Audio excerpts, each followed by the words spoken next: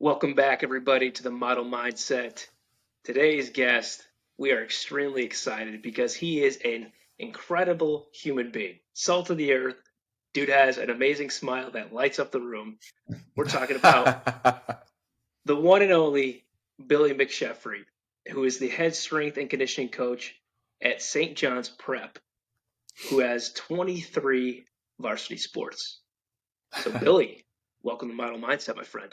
Thanks for having me, guys. I'm super pumped to be here. Cool. Absolutely. Yeah, thanks for coming on, man. So let's roll right into it, man. So you've been with St. John's Prep for almost 6 years now as the head strength and conditioning coach. How has your training evolved from year one to now? Oh man, that's a great question. The running joke at work right now is every time we write a program, we think it's the best program we've ever written. And then every semester we write a new program. So, we're always evolving. We're constantly auditing our program. And I think you need to do that because you have to evolve. I think there's a coach, a mentor of mine used to say something to the tune of, if you're still doing the same program you did 10 years ago, you're either years ahead of your time or you're way behind the times now. That's a So great point. I like That's a that. great point. it's, Yeah. and so, you take that to heart. You have to evolve. And if you really love what you do evolve because you're constantly learning. So if I have to think back to how things were 6 years ago, if you just to provide a little bit of context. So the school is well over 100 years old and they built a brand new wellness center, which then came with a strength and conditioning coach position that they never had. So here I was, I was fortunate enough to get the position, and here I come, and I'm now providing structure to a space that was wildly unstructured, meaning the kids could pretty much do as they please. There was a little bit of there was a space for like the sports that already, like your football and hockey or basketball, where there was a sport coach that would probably take the lead, but it wasn't very structured, and it certainly left a lot of room for progress. So they created my position, and now I'm coming in my first year. I was talking about this not too long ago with a coworker. Like, I can't even remember the problems that we used to have to solve on a daily basis and the things that used to keep us up at night because we just don't deal with it anymore. Yeah. But I think I remember coming on, and this, it's the first program where I was going to lead, and not only and lead the students, but lead a group of coaches myself. And Was that intimidating initially? I don't think it was intimidating. I was certainly ready for it, Yeah. but I knew that there was a lot of things that I couldn't have been prepared for until I experienced it. You know what I mean? So For Yeah. sure.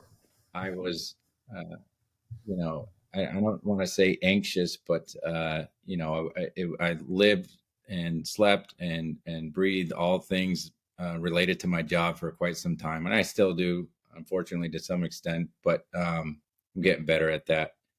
But yeah, I think I tried to solve every problem that came across my desk, and some of them I learned to delegate, Mm. and some of them I learned that like it's just I only have so much bandwidth, and a lot of problems we ended up graduating.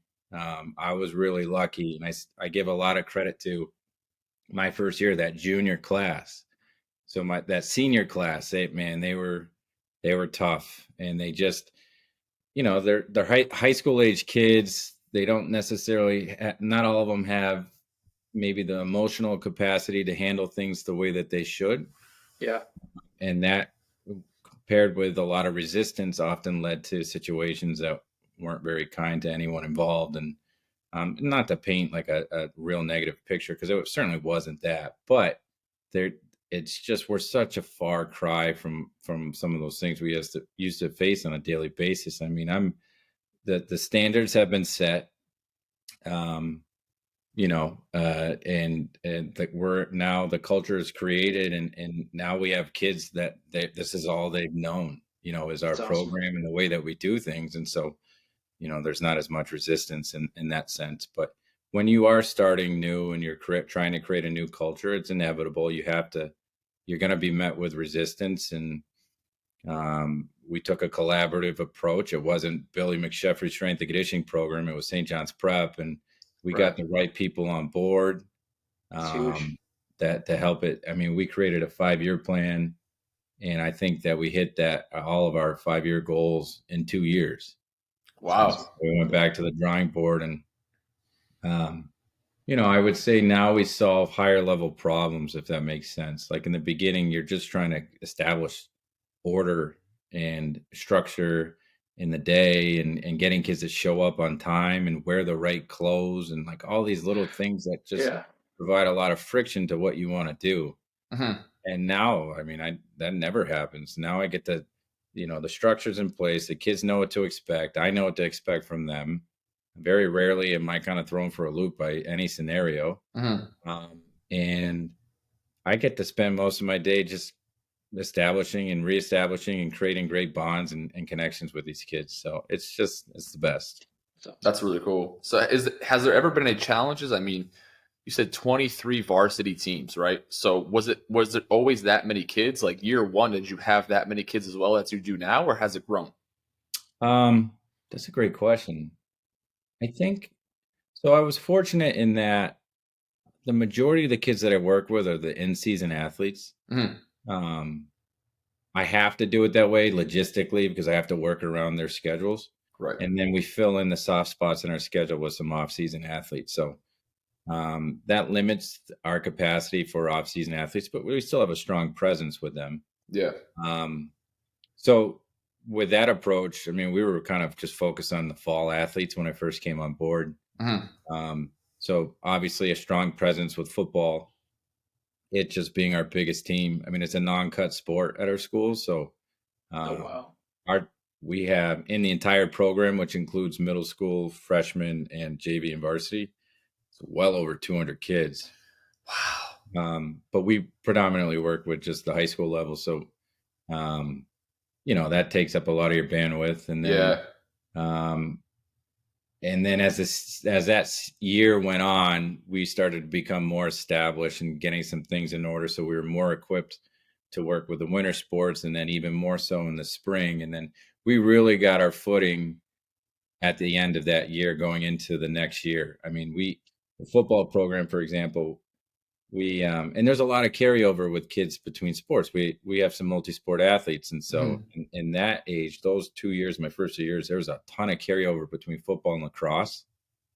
So I got to see those kids year round, and so you just the more time you get to spend with them, the stronger your bonds. Right. So Yeah. um, yeah, that football team, my first year, I think we were 500 maybe. Hmm. And then the next 2 years, we won a state championship. So there were Wow. special kids in that group. They just, they were the underclassmen at the time. Right. Yeah.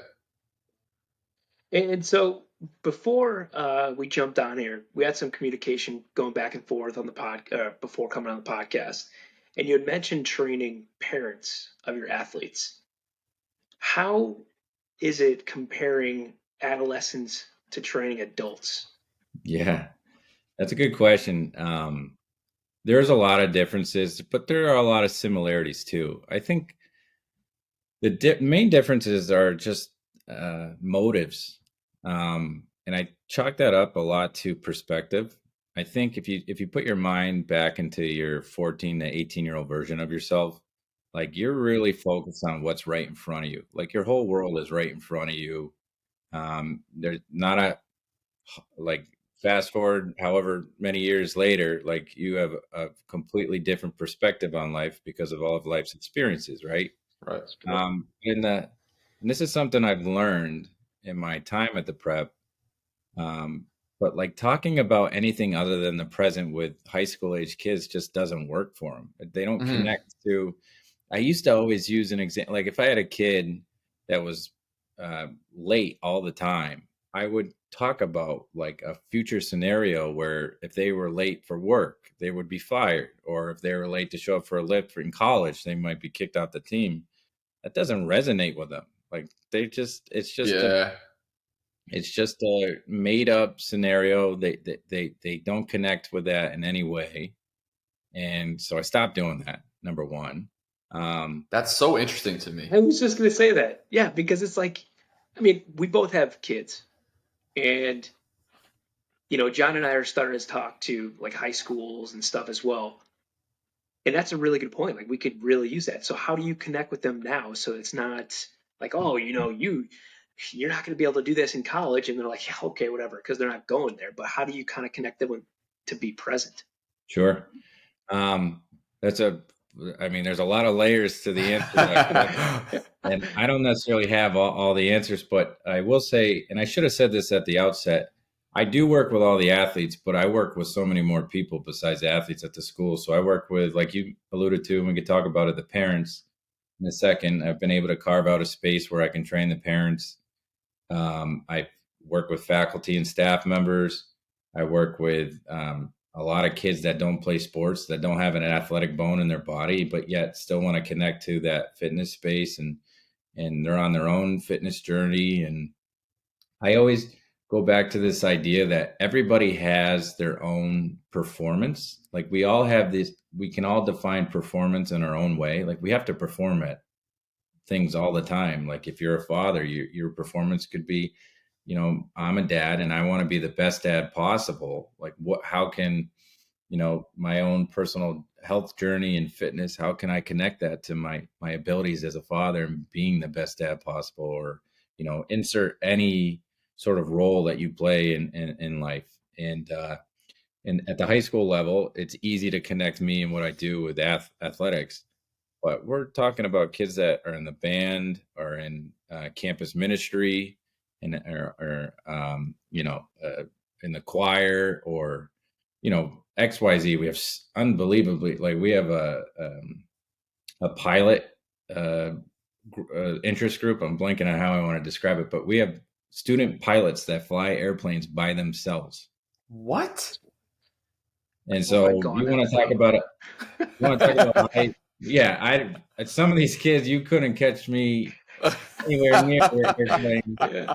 I'm telling you, but I think it's really cool that they have that opportunity. Absolutely. And that they lean into it. And you talk about performance, they might not be throwing a football, but my God, like when it comes to performance, you're going to go through that human stress response, and you got to be able to know how to manage it. And if I can connect the fitness space to that process of managing stress and performing their best at whatever it is that's important to them, I'm going to do that. And so that's how you can connect with, I think, kids at the high school level. Mm-hmm. There's a lot of other things we could talk about in that regard, but in terms of how that might be different with adults, I think, and I've gone through this too, and you guys can perhaps, you can share some insight, but in my own fitness journey, I'm 35, I'll be 36 soon. And I have found that I have used fitness and exercise more to help manage like my mental and emotional states than the physical. 100%. Absolutely. 100%.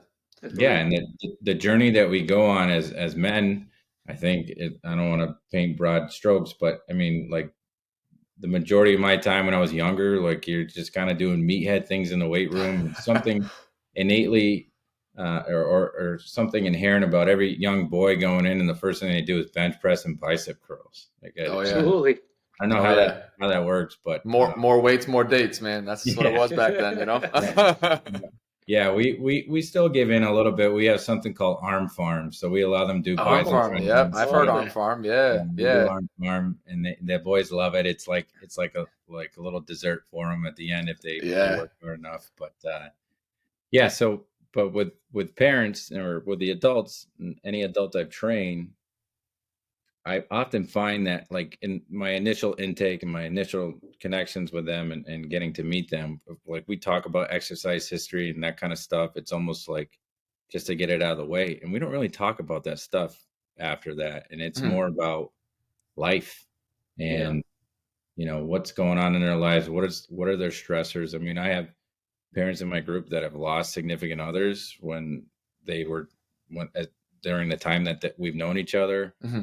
Or if having real issues at home and confide in me and we talk about it. And it's like, that's real life stuff. I mean, how am I going to connect you doing a squat to deal with some of these issues? And so I don't play that game. And it's more about them knowing that there's at least one person in their world that gives a shit about them, supports them unconditionally. And I have to, and I'm fortunate that they I have those connections with them, and that they have entrusted me to be this person in their lives, Mm. and I take that really seriously. And it's um, and we can get into it later, but there's a mental skills component to what we do with the prep, and I really Yeah. take stuff with the serious with the parents, and it's apparent that some of these skills are things that I wish everybody had, and for some reason I think like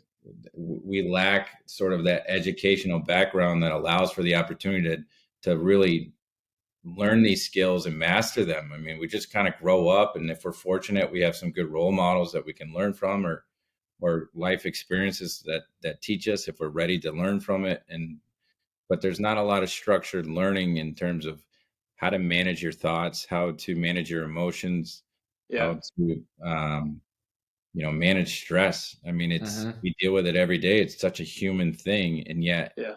nobody really teaches us how to do that. Hmm. Yeah, man. I mean, you're speaking our language right now, but I mean, you're at such a critical age in kids' lives where they're developing, right? You're trying to fit into social groups, and dude, I remember my freshman year of high school. Our captain Ralph Romano took his life, and I was a freshman, and I will be very transparent with you. I had no idea how to deal with that. I didn't know if I should cry. I didn't know if I should suck it up. I internalized everything. I had no idea how to deal with that. And I remember, coming home because we were able to get released early, the soccer team. And so we would drive around. We were kind of just thinking about Ralphie, and we were I just remember just being basically like just going with the flow with everybody because I didn't know how to feel. And I remember coming home and my mom goes to me, "Are you okay?" And I broke down, and then I went back up, but I never talked about it. I Yeah. never talked about it. And like even to this day, man, like I still think about Ralph. And like I wish that he would have talked to someone about, hey, this is how I feel, Yeah. rather than feeling like that's the only way out.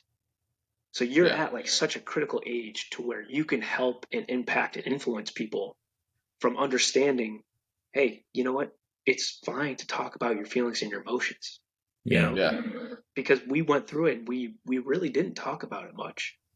yeah. I Yeah. think And it's you go ahead, John. no, I If just you wanted to chime in real quick with that because not to cut you off, Billy, but I think too, and BG, we've talked about this in the past as well, where like, when we talk about fitness, Brian and I, we always say like, fitness is medicine for your mind. It really is. And I think there's a perception of people who are heavily involved in the fitness industry or world or have adapted that lifestyle. People see that as someone who's very structured and has their shit together. And mm, it almost draws people to you because they feel that they can confide in you. Like you were saying, the parents who maybe have these conversations with you that maybe are somewhat personal, right? And you're not sure, like, why are you talking to me, right? But yeah, like, there's a level of structure that presented with someone who is in this world and has adopted this lifestyle that I think that's what draws people in. And the more we can realize how hand in hand fitness and mental health go together, and it's so interesting the way you kind of have this curriculum too with it all. That we definitely want to get into as well. That it's it does seem advanced in a sense, man, because like you said, BG, these kids don't know how to handle it. You didn't know how to handle it when you were 15, 16, and these kids are still learning it now to this day and on how to handle it, I'm sure too. I don't know for sure, but Yeah. I don't want to assume, but I would assume that's the case, and that's why you have this curriculum. Yeah. Yeah. We might as well just talk about it, Billy. Yeah, So right. Let's get into it, right? was this always like a part of St. John's Prep, or is this something that you knew was needed just from your own personal experience? So I'm not the one who created it. So Okay. I work for our my boss is our wellness director. So I guess it's important to outline sort of the structure of work. But in the wellness center, we kind of have these two bodies. We have athletics and we have wellness. And I'm actually under wellness, and we have a rec sports coordinator, we have an aquatics coordinator, we have myself, we have our wellness director, and a couple other people. And so he has more of a sports psych background, and so he came to the prep, and we wanted to put it into our freshman PE curriculum. So it's sort of supplements a lot of the movement based things that we do with the kids. So we tease out maybe 2 or 3 weeks where we just focus on this mental skills curriculum, and in each class we go over a different mental skill. And I like that word skill because when you think about a skill, it's something that you develop and you have to work at it and give its due to refine it and sharpen it over time. And we can talk specifically about a couple of them, but it's not just something that we inherently know how to do. It's something that we have to mold and work on and continue to refine over time. And it's never about being a finished product, but if we can incorporate some of these skills into our daily lives, like the idea is that's a better life for you. So Absolutely. The one that I really loved was be where your feet are. Can you talk us through that? I say it every day. Do you? Is that like one of like your? That's my mantra. You have to say your big core, right? Okay. 100%. And it's not outlandish for me to say that it's changed my life. Here's what I'll say. So, and I know a lot of people can relate to this, but really it comes down to our thoughts can be very controlling, right? And we have all types of thoughts at all different times of the day. So I forget what this number they throw out, but it's an outlandish amount of or crazy number of thoughts that we have in any given day. And your thoughts can be sort of ping-ponging off of one another. You could be sitting with a real heavy thought that just kind of feels like it's hovering over you. You can be focused and fixed on something that's going to happen in the future, or you can be stuck on something that maybe happened in the past and is kind of preventing you from moving forward. Being where your feet are is simply it's a grounding tool or a technique to get you to be present. And it's widely considered that being present and staying present in the moment allows you to put your best foot forward in any situation, allows you to enjoy life as it comes and to appreciate what's around you. I mean, all the good things that come to us in life are in those moments where we're fully present. So, be where your feet are, simply this. What's one thing that you can hear? What's one thing that you can see? What's one thing that you feel? Right? So in this example, one thing I see you guys on my computer.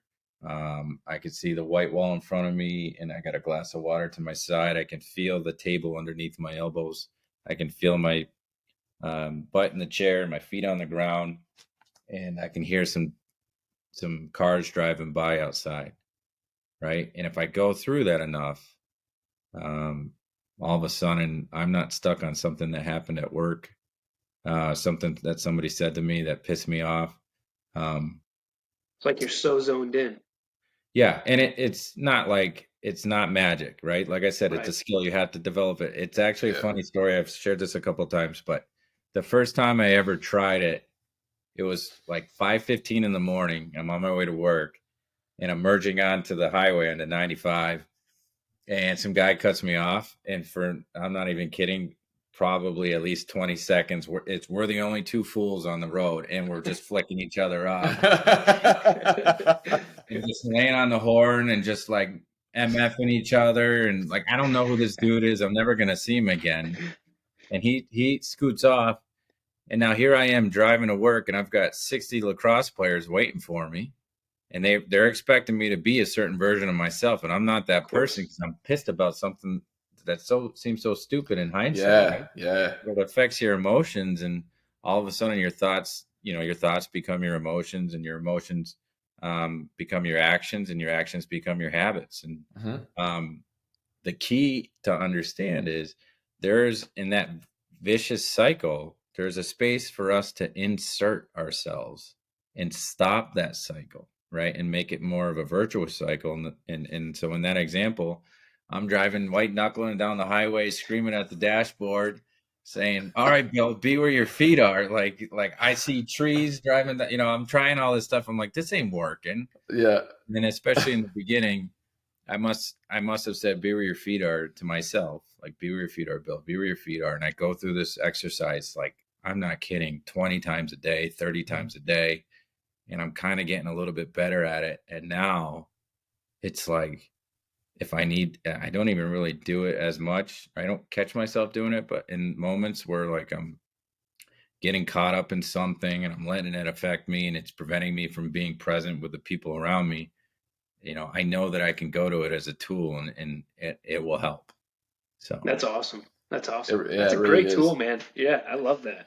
and Yeah, there's a lot of grounding techniques out there that yeah. I'm not as well versed in some of the other ones, but that's A- one that I've really Yeah, liked. a lot of professional athletes will do some kind of grounding before like games or something like that. Where they walk barefoot on the field, so they want to feel like they want to be connected with the earth. You know what I mean? That kind of stuff. And there's a lot of different variations of that too. But be where your feet are is great. That's Yeah. just great. I I love mean, it. we talk about meditation a lot, BG and stuff like that. And part of my routine when I meditate is I do a movement meditation where I'm walking around in a specific area, but I have one spot that I stop and I ground myself.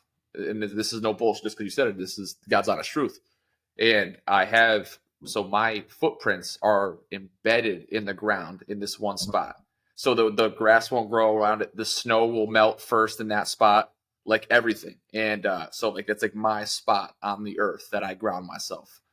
So it's just very interesting you say that because it's a wildly effective technique. And to do it the way you do it is much, is in a space that you can do it anywhere, which I Mhm. like. You know what I mean? You don't have to be in that one spot. You can be anywhere, which is Mhm. really, really, really powerful. Yeah.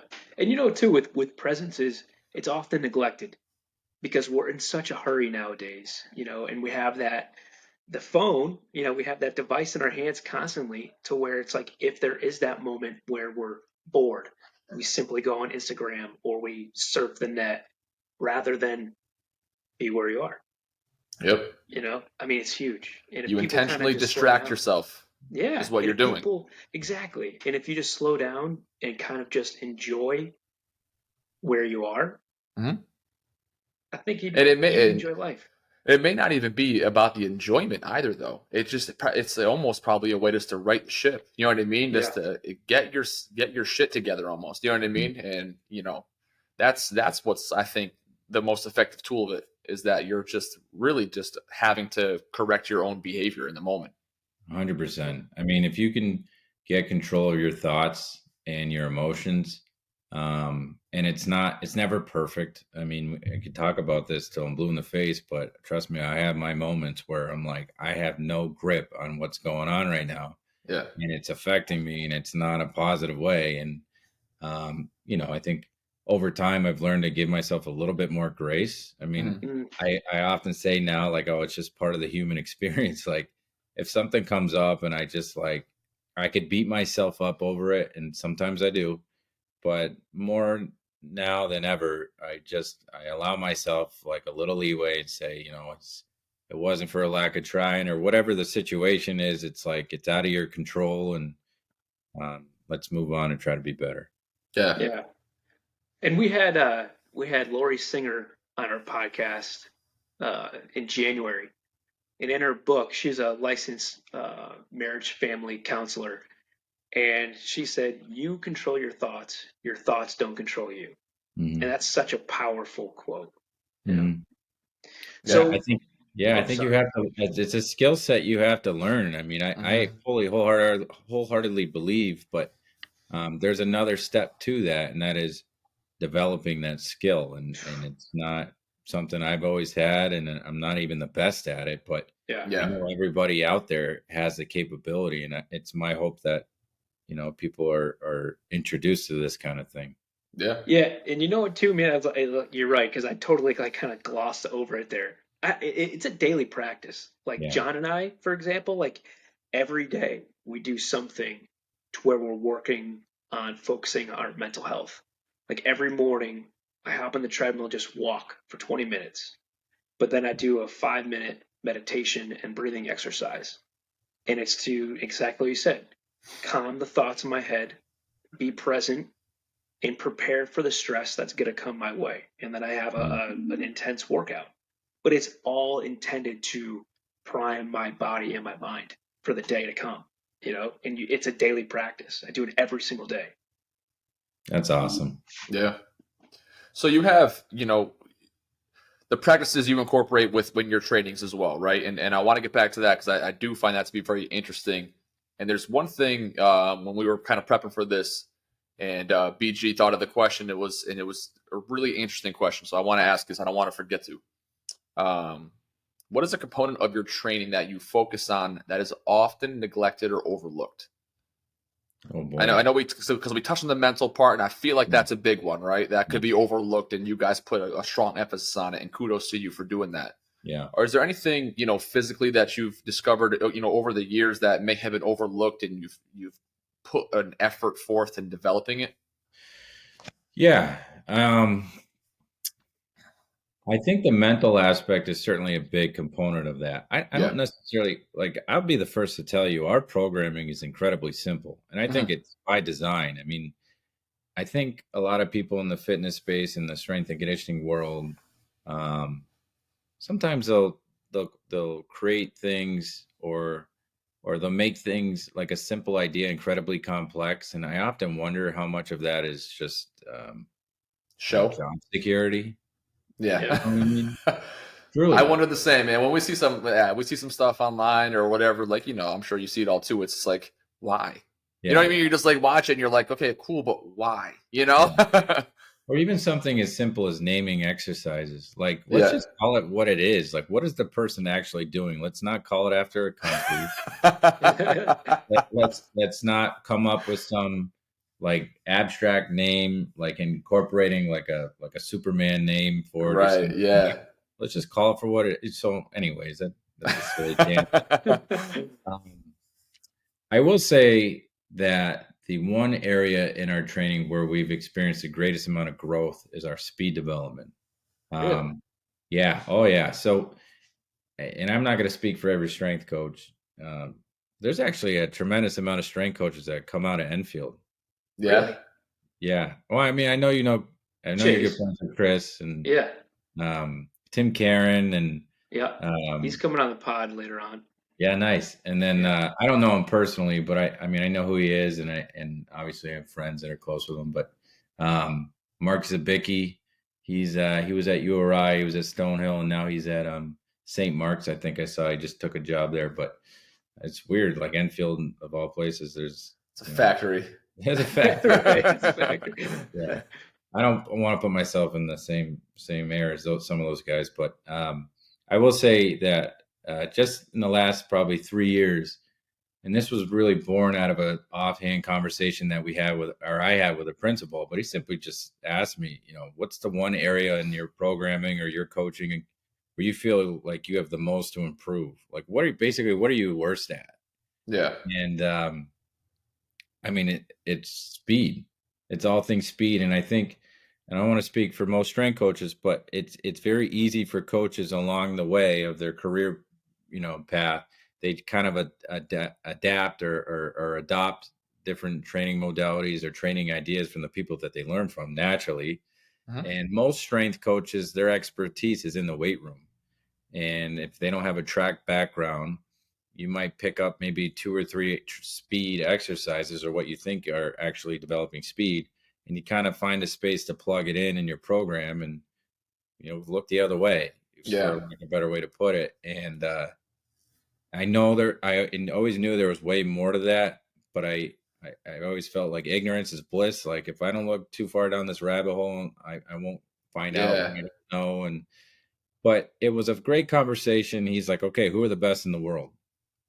So I came across this company called Altus. At the time, they were based out of Phoenix. And he's like, all right, we'll go shadow them. We'll pay for you. This. That's I'm telling amazing. you, my job's unbelievable. So I flew out to Phoenix and I learned from some of the best, smartest people I've ever met in my life. It was without question the greatest continuing ed experience I've ever been a part of. And I've been a part of a ton. And I've met a lot of great, smart people. But this particular week, I was out there for a week. And I was like, okay, I'm hooked.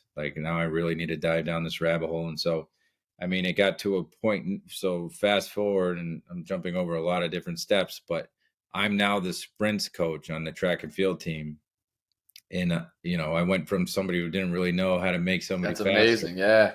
And now I'm working with our fastest kids. But not only that, I mean, we're implementing proper speed work with our team sport athletes and kids that just want to train with us year round. And that's Yeah. the coolest thing for me, because that's how you develop speed. It's not an off-season thing. You have to, it's the quote that gets often quoted is speed grows like a tree. Like you got to tend to it frequently. Like the best time to plant a tree was 20 years ago. The next best time is today. And Yeah. it's so true. Like you have to water it. You have to tend to it. You have to give it sunlight. Like you're a baby that you're nurturing. You can't just do it for 8 weeks and then come back to it a year later. That's not how it works. So, So how do you get faster? Like, can you give us some examples of some exercises? Sure. Yeah. And then I'm going to see some people sprinting off there. Hey, I listen to your podcast. Yeah. Well, I guess it should come with a disclaimer. I don't necessarily think like any working adult that has to like move around and go to work every day, like the risk reward for hamstring injuries as you get older. At the high school level too, but kids are so resilient that it's really hard to mess them up. And not that I'm trying, but we're very lucky in that way. But as you get older, all things start to fall apart at some point. Oh yeah. So I try to keep it as simple as possible. So you can kind of chalk up speed into two categories, and I'm going to oversimplify and I'm going to leave out some things, but it's by design. Acceleration and max velocity. So because those are there are distinct characteristics between both. So max velocity is your top speed. The majority of high school athletes accelerate and reach top speed somewhere between 20 and 30 yards, right? And it's at that point that you are creating the greatest amount of force into the ground. And the direction of force is majority of that is vertical in nature, because at that point you're mostly upright, your legs are cyclical, and the movement is cyclical, and you're largely creating forces straight down into the ground to overcome gravity, a little bit of wind resistance, etc. The propulsive forces are largely seen in a horizontal fashion through acceleration. And that's when your legs are more piston-like, and it's not like these cyclical sort of leg patterns. It's highly, it's aggressive. The analogy I always use with our athletes is like acceleration needs to be like this airplane taking off versus a helicopter popping up. And it sounds contradicting, but especially in track and field, you kind of want to, you need to be patient through your acceleration, because if you get through it too quickly and pop up, your mechanics are to a point where you're not creating the kind of forces you need. And nobody ever wins a race at 40 meters in a 100-meter race, but you can lose it.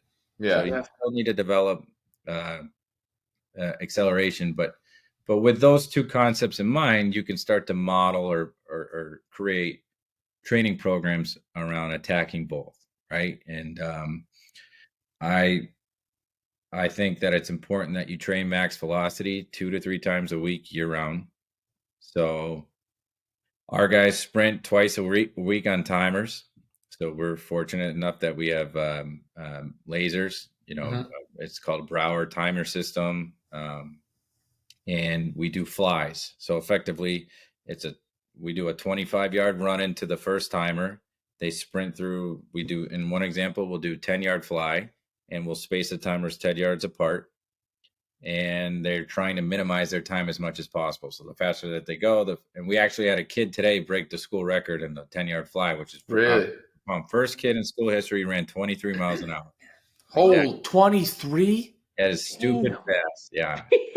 In track and field, he's probably, if all things go according to plan, knock on wood, by the end of this year, he should be like a 10-7 kid in the 100.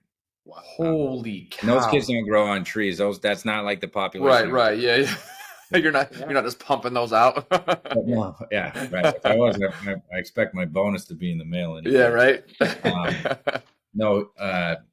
He's a really cool story. I don't want to go out too far on a tangent, but the power of our strength and conditioning program, the thing I'm most proud of is it provides opportunity for kids when they're not looking for it. So this kid was a hockey player his entire life. Junior year, he gets cut from the hockey team. When that happens, it's often a time where kids kind of flounder and trying to find themselves, especially nowadays where kids only play one sport and they start to specialize. The biggest problem with that in my mind is when you tie your identity to one thing and you find failure in that thing, your entire identity is a failure. But if you're able to spread yourselves out and have an identity in multiple aspects of life, and you experience failure in one, your other parts of your being are able to buffer that. And so we see a real Fucking issue love with what you kids just there. said right there. Continue. Sorry. Fucking Yeah, love that. yeah. No, interrupt anytime. I mean, No, No, that shit was good, man. beautiful. No, Yeah, keep that's going. beautiful. We're making a reel Yeah. out of that. Yeah, go ahead. yeah.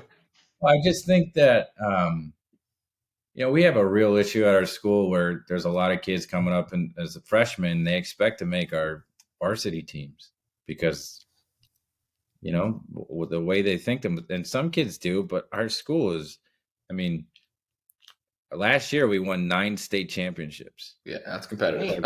It's high level high school athletics in Massachusetts. It's legit, and it's no shame in being on the JV team as a freshman and junior. Right. And some of these kids at freshmen, they get cut in their sport. They leave the school, and it's a shame. It's just we're teaching the kids the wrong things, and we're trying to really work on building resilience in these kids. And my God, we offer so many programs for the kids outside of athletics for them to connect to and find themselves in an effort to keep them at the school, certainly, but also to show them that there's so much more to life than just how they think of themselves as athlete in X sport. Mm-hmm. So anyways, back to speed development. So we do max velocity work 2 times a week, and that's kind of where we have been for the last 3 years. And it's that simple. I mean, you literally, you have them on the timers 2 to 3 times a day for 2 to 3 times a week. Mm-hmm. It's not a lot of volume. It's a max effort. The reason why I like the timers is because it forces this intrinsic motivation, right? Like before we had timers, I'd tell 2 kids to go sprint. And it's like, I think they ran fast. I think they were trying. Mm-hmm. But now the timers provide that immediate feedback. And over time, I know how fast this dude's supposed to be. And if he's mailing it in, number one, you better believe I'm going to say something, or at the very least explain to him, like, this is not how you develop speed. You have to constantly, at times, given the volume that we're training them at, like, they really need to be close to their ceiling in terms of speed as often as possible, because we're only doing it so often every week, and you need to prioritize it. So it has to be done as part of the warm-up or just after the warm-up. I'm going full circle here to your question. Please do. And I mean, this is fascinating. So the question was, what's the one area where you feel like is often neglected? I would say my biggest area of growth from speed development was that I used to think the weight room was the answer to everything. I used to think I was getting my kids faster from the weight room. And it's one of those things where it's like, if all you have is a hammer, everything looks like a nail, right? So like my skill set and my tool that I had was a weight room, and I thought it was the answer to everything. And throughout this speed journey I've been on, I had it backwards. I think all the speed work is the reason why our kids are stronger than they've ever been, and how we haven't really experienced too many plateaus throughout the training year with our kids. And it's being consistent in the speed. And I think it's because the stimulus that you put on the nervous system. So just to be very clear, sprinting is not a muscular event. It's a neurological event. You're training your nervous system. It's electrical, and that's why, like, bodybuilders and powerlifters, like, if it was a muscular thing, they would be the fastest dudes in the world. Right. But they're not even close. They ain't sprinted. They ain't sprinted. And when you're talking about speed, and you can get technical here, but when you're talking about velocity, And velocity is described in meters per second. Well, if you look at Usain Bolt, okay, and I'm cautious about sort of using the best in the world as examples because it's kind of The setting outlier, right? Yeah. He's a Yeah. unicorn. Right. But I think it paints a good enough picture. When he was sprinting at full speed, he was creating, first of all, he's moving 12, 13 meters per second or whatever it was. I saw something the other day. This dude, so I just kind of talked about how high school kids on average accelerate through 20 or 30, at which time yards, and they reach max speed.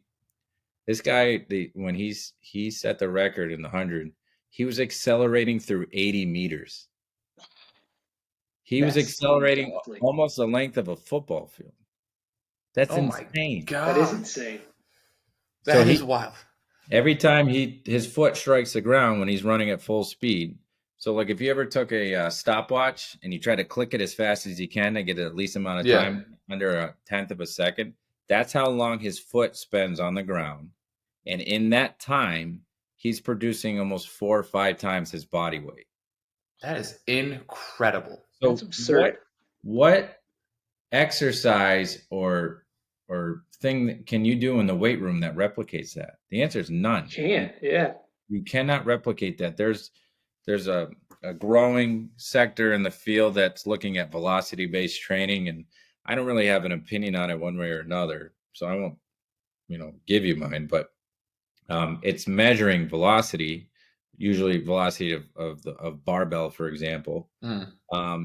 But I mean, you're talking still somewhere between 1 and 2 meters per second. I mean, you're not even sniffing 10, 12 or whatever. Our kids are probably somewhere around 8 or 9. I mean, I can't replicate that. And the way, because it's a nervous system thing, you have to respect the nervous system. It's king. It rules everything. So you have to train when you're fresh. I'm a big proponent of somebody named Tony Holler. So he's somebody I would check out if you haven't already. But he's a high school chemistry teacher in Illinois, but he's a track and field coach for the last 40 years, and he puts out really good content on YouTube. He's a little rough around the edges, but he's funny enough. But I think he's really brilliant because of how simple he talks about speed, and he says things like never let today ruin tomorrow. And I mean, in context, like if I have an athlete, it's like, I don't know, I'm a little sore and feeling, it's like, we're not sprinting. Well, like it's not worth potentially putting you at risk. There you go. Right. If a kid pulls a hamstring, we're set back somewhere between 1 and 3 months. Yeah. And we're not God. Like strength coach, like a common strength coach answer is when, like, what is your role? It's like, get my athletes better and reduce injuries or something like to that tune. And you can reduce the likelihood of injuries happening, but you ain't preventing them, because they're still going to happen, especially in contact sports. And, we're not without our injuries, but we're pretty damn close to zero. And I'm very proud of that, because we take a less is more approach. It's like when I first came in our programming, we would do 6 big lifts every day in the weight room. We'd have 2 different sets or 2 different phases. What's the word I'm looking for? We'd have 2 different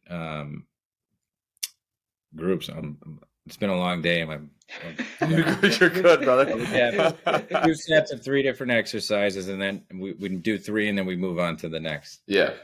And I went from 6 to 5, and now we only do 4 lifts when guys lift with us, and we've never been stronger, and we're doing less.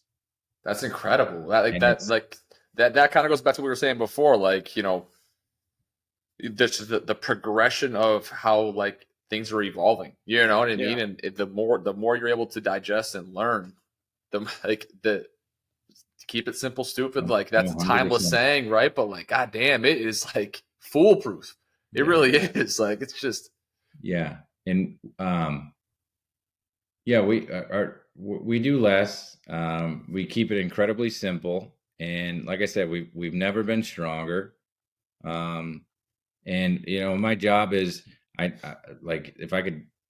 if somebody asked me, what is it that I try to do from a performance standpoint, I try to make my kids as fast as possible, as strong as possible, while keeping them as fresh as possible. And that might be the most important thing. is Yeah. keeping them as fresh as possible because, would you rather have them be, 80% healthy, but at their, or 100% something or another, or would you want them 100% healthy at 80% in shape? And so it's like, I would rather my kids, be maybe a little less prepared from a work capacity standpoint, but they're 100% healthy and available, and versus the other way around. I'm not going to pound a kid Yeah. into the ground to try to build up their conditioning only to have them limp to their game. So Yeah. Yeah. And we've talked about the mental component. We've talked about the training modalities. I think it's only fitting to now talk about nutrition. With high school kids, with middle school kids, that could be very challenging. So do you also keep a simple approach there? And with it being like a prep school, do they offer great healthy breakfast lunch options? yeah, no, it's an area that can be highly overcomplicated. Um, and I mean, there are people that will die on their hill when it comes to all things nutrition, and I don't subscribe to that. First of all, I'm not a registered dietitian, I'm not a nutritionist, so I can't prescribe. I feel like that's a disclaimer I need to put out there There you go, before bud. people come out with their quiz course. We'll So, flash out on the screen. Not a Yeah, nutritionist. Not a yeah, nutritionist. yeah. So I don't prescribe meal plans. I don't do anything like that. We take a habit-based approach, right?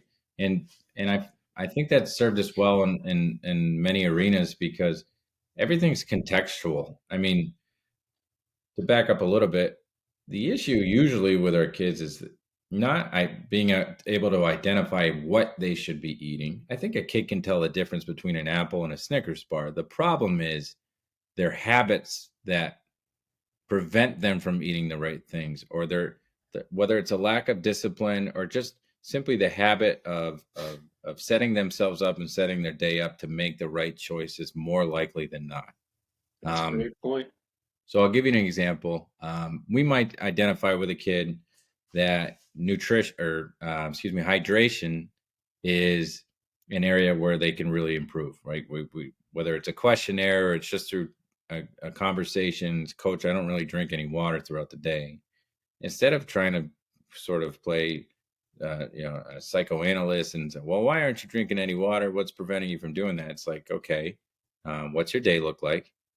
Um, when do you think you can drink a glass of water? I only want you to drink one glass of water. I don't want you to drink half your body weight in ounces or anything like that. I just want you to drink one glass of water. Can you do that? And if the response is yeah, that's it. That's what you want. When it's Yeah. so simple and so easy, that's where you start. And so I always say the easiest thing for me is to just tell them the first thing you do when you wake up every morning, before you brush your teeth, before you go to the bathroom, before you shower, anything, fill up a glass of water and chug it. And it sounds really simple, and that might not work for everybody, but for That's the what we most, do. I was gonna say that, man. Yeah. so it's like, because if that's all the water they drank that day, at least they drank one more glass than they're accustomed to. And the thought process is simply over time, if it becomes ingrained and habitual, then you can move on to the next step. And that is, all right, let's see if we can sneak in glass number two. Let's talk about drinking water at lunch or whatever it is. And Yeah. that has to be the approach. Because I mean, these kids are 14, 15, 16, 17, 18 years old. Like, they're not making the decisions in terms of what food comes into the household or what they have access to. So I can't talk to them about what they need to, buy or what kind of foods they need to look out for. We do talk a little bit about navigating nutritional information. So determining like what's a reputable source of information when it comes to looking at food labels, that kind of thing. But by and large, it's like, let's start with one habit. In the summertime, we train for 8 weeks. So we do biweekly habits. So every 2 weeks, they get a new nutrition habit. Everybody gets the same habit. We have 300 kids in the summer. And every day I'm talking, like, they're warming up. That's my time to say, hey, how'd our habit go last night? Or how'd our habit go yesterday? Did you get your post-work shakeout in? What did we have? We follow a good, better, best approach. Mhm. And I think that's really the way to go, because within your group you could have a various socioeconomic backgrounds, and not everybody's going to have access to the same resources or same people that will be as supportive. So if you can say good, better, best, and let's find out where you are, and let's try to pick the one that's let's start with good. Okay, like, can you give me chocolate milk? Do you have access to chocolate milk? No. Okay. Well, let's start with water and some peanuts or something. If you can do chocolate milk, okay. Let's do a glass of milk, or water and whey protein or something. Mhm. And if kids are really good at that, let's build a super shake. Yeah. Let's put some stuff in this shake, and Oh let's yeah. get after it. And Right. that way we can really reach everybody without, like if I came right off the top and said everybody needs to drink a super shake after they lift, I'm losing half the kids immediately. Yeah. They're Yeah. gonna tune me out. You know what I Yeah. mean? That's such a good point, man. That is. Such a And good do point. you incorporate the same kind of methodology with like recovery? Because you were talking about like keeping them fresh, right? Hmm. So like, is the process of keeping them fresh as simple as your nutritional approach and all those things too? Yeah. I struggle with recovery because I actually think I'm part of the problem. We have kids, like, to me, recovery starts with sleep. Um, 100%. 100%. Yeah. and Oh yeah. I ask kids to come and lift with me at 6:30 in the morning every day. Hmm. So, like, I'm like talking out of both sides of my mouth, but that's just, unfortunately, if I was king for a day, we would change the structure of the school day so that I can spend more time with the kids in the middle of the day, and not ask them to, and allow them to sleep later and Right. go home earlier. I mean, it's legit. It's a hard school. It's very demanding academically, Hmm. very obviously demanding athletically, but socially, I mean, and every which way you turn, there's a lot of pressure. Um, and stress, and part of the issue is sleep. There was a story there. We had a football player that was spread so thin. He was taking all AP classes. He's a really good athlete. He would get home from football, so he would lift with me 6:30 in the morning. He'd go to school from 8 to 2:30. Football practice from, maybe meet with a teacher for 30 minutes, and then football practice from 3:30 to 6. He'd go home, he'd stuff his face with dinner, he'd go to bed, and then he'd wake up at 3:30, 4 in the morning, and do his homework, and then go to school. Oh my God. I don't even remember doing homework in high school. I was just gonna No, say that. no, Like, me first neither. off, that kid he's built different, because Yeah. that's some But dedication. But like, he's probably affecting the development of like his mind and his body and all that by just killing his sleep like that. 100%, and that's the real issue. It's like, okay, the kid lifted a little bit this morning, which is great, but provided the context I just laid out, like, it's not that great. And Yeah. Right. I mean, there's studies out there that are saying at this age level, I mean, they need 10 to 12 hours a night Yeah. to develop, because their brain's not fully formed. And I promise you, we're not having any students get anywhere near that Mm-hmm. because of the demands that we put on them. So again, going back to recovery, it starts with sleep. And I know, especially in the advent of cell phones, and nowadays with the cell phones, and I mean, we're all guilty of it, right? But like, especially these kids, like, they're on their phones until 1 in the morning. Yeah. And even when they're not coming in early to lift with me, that's just not a quality night's sleep. Um, and so we kind of got it backwards. Now all the rage and all of our kids have those massage guns. Mm-hmm. Oh yeah. So, so they're, here we are. We've got these kids in the bottom level of the weight room rolling out and, hitting themselves up with these massage guns, but you only slept 5 hours the night before. It's like, what are we doing? Right. Right. So that's where, I can kind of insert myself to have that conversation. I also address it with the parents. I make sure that I get it on so I'm not the only voice kind of sharing a certain, and I don't really get any kickback from the parents. They're always very, you know, helpful or thankful that we're talking about this kind of thing. But yeah, I start with that, and then Yeah, when it comes, like I said, when it comes to nutrition, it's contextual. It Yeah. depends on the kid and where their weaknesses are and where they feel they can create change right away, and then we just build from there. Yeah. Man, your approach seems wildly effective, man. Yeah. It's very interesting to hear you talk about it because it's like you said, you keep it simple, but obviously it's extremely effective too. So it's really, really Yeah. interesting. It's simple in theory, but it's difficult to put in practice, Well, of right? course, yeah. I'm definitely not downplaying it. I'm Yeah. just saying the way you talk about it makes it digestible. Yeah, Yeah. you have to. You Yeah. have to. I mean, there's just if you can ever put yourself in the mind of a high school kid or go back to when we were in high school, you're thinking about a million different things, and none of it really is conducive to your health. Or, that's not to say that we don't have a lot of kids that are very aware of their bodies and take it very seriously. We do. I mean, a ton of kids. They make my life incredibly easy, and they make me look good. But by and large, the majority of the kids certainly could benefit from more sleep and some Yeah. better nutritional strategies.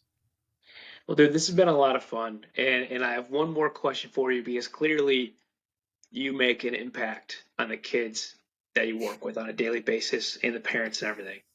And I firmly believe, just for me in my experience, I've had a great coach, soccer coach that believed in me, impacted my life. I had a teacher that really impacted me as well. Is there a story that maybe you could share that you still kind of reflect on where you made a huge, significant impact on maybe an athlete or, like you were saying, a kid from the band that came to you that just said, "Hey, I want to get stronger." And you ended up really having a connection. They opened up to you and you really impacted them. Do you happen to have a story or anything like that? Not to put you on the spot. Um, it's funny. I will say this: at the end of every school year, the seniors write thank you cards to people that they want to write them to, and so every year That's I'll get a amazing. couple of them. Yeah, it's really cool. It's very impressive, and I can't tell you how many times a kid will write a card and he'll highlight an interaction that we shared together, and I never have any recollection of that.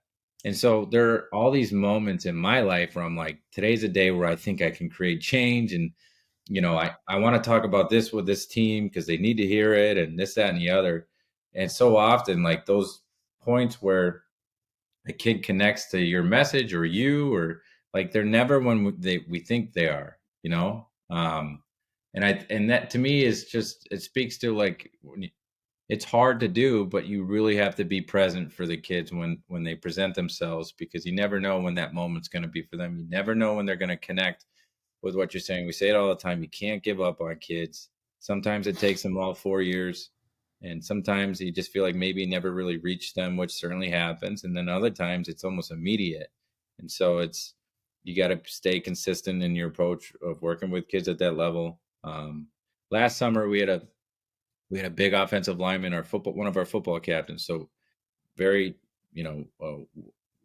great reputation, well liked by his peers to be voted captain, and very athletic. He's an offensive lineman, and I remember this. This was more of an impact on me and a powerful moment for me. But um, he was going in the wrong direction in the weight room from a strength perspective, and he had a moment by himself quietly, and I didn't want to embarrass him, but he was started to cry a little bit because he was failing at numbers that he had no business failing at, and he was proved to himself and to others that he's much stronger than that.